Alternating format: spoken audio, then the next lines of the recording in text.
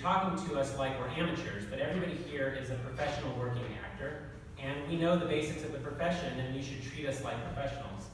And Stella Adler says there's no such thing as a professional actor, because a professional actor assumes that you A, know what you're doing, and B, that you always do it. And then she says the quote that I love so much. She says, "You always start from nothing, and you always finish with 'I didn't get it.'" And what that means to me is that when you start a project, you really don't have anything. You have maybe an idea and some material, but the finished product, which is the work, is still very far away. You don't have anything. And slowly you do the work, and you build the idea up, and you gather the material, and you start working, and you're revising, and you're revising. Eventually you get to the end of the process, and now you have the thing, but it's not quite what it could be or what you want it to be. It's not exactly perfect.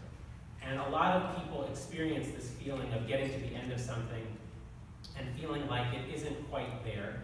And I have a theory about why this is. The process of undertaking something large is a doing process, but it's also a learning process. Anytime you make something, you're not only making it, but you're learning how to make it at the same time. And what that means is that the person who finishes a project is more knowledgeable about what they're doing than the person who starts a project.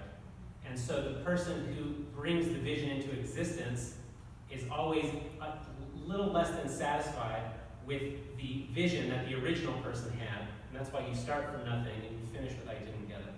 So the reason I'm bringing this up tonight is because as I was trying to figure out how to give this talk tonight and looking back through my files, I started finding all of these things in my files that I had completely forgotten about. And it felt very similar to the feeling I have at the archive when I'm looking through other people's papers.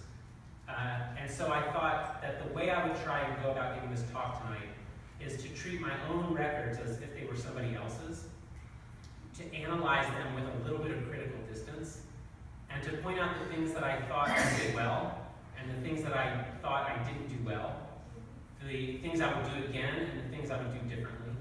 And my hope is that by analyzing the process of creating this book in that way, that it'll be useful to some of you.